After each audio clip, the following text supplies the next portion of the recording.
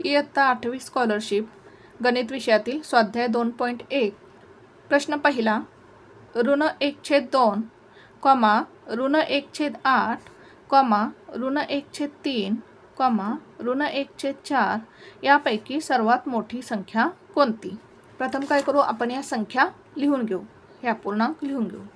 आता यातील सर्वात मोठी संख्या कोणती हे पाहण्यासाठी आपल्याला काय करावं लागेल, या संख्यांना दशांश रूप द्यावं लागेल।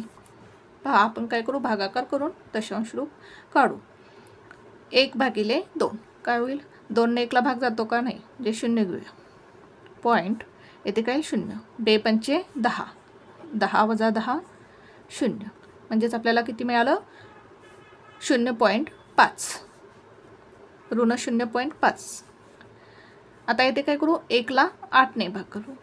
8 ने 1 ला भाग जातो का, नाही, 0 देऊ, दशांश चिन्ह येईल, ते 0 येईल। 8 × 1 = 8, 10तून 8 गेले 2,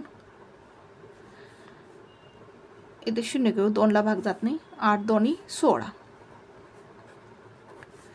आता येथे 1/3 आहे, म्हणजेच 1/3, 3 ने 1 ला भाग जात नाही, म्हणजे 0 पॉईंट येथे 0 येईल। 3 × 3 = 9, 10तून 9 गेले 1, 3 ने 1 ला भाग जात नाही, 0 घेऊ आपण, 3 × 3 = 9, म्हणजे 0.33 मिळालं आपल्याला।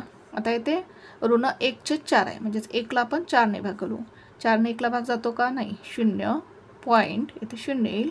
4 × 2 = 8, 10तून 8 गेले 2, 4 ने 2 ला भाग जात नाही, 0 घेऊ, 4 × 5 = 20,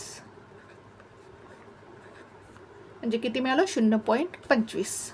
म्हणजेच येथे काय मिळालं पहा आपल्याला, ऋण 1/2 म्हणजेच ऋण 0.5, इथे ऋण 0.12, इथे ऋण 0.33 आणि इथे ऋण 0.25 येईल। आता आपल्याला काय करायचं आहे, सर्वात मोठी संख्या ओळखायची आहे। मग सर्वात मोठी संख्या कोणती येईल पहा यामधील, जर इथे काय नाही, म्हणजे आपण 0.50 घेऊ।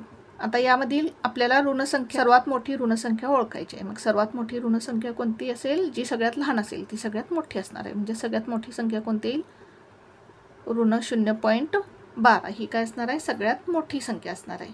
ऋणसंख्या असतील तर जी सगळ्यात लहान असेल ती सगळ्यात मोठी असणार आहे। म्हणजेच कोणती पहा, ऋण 1/8, ऋण 1/8 ही संख्या काय असणार आहे, सगळ्यात मोठी असणार आहे। पर्याय क्रमांक कोणता येईल पहा, पर्याय क्रमांक 3, ऋण 1/8।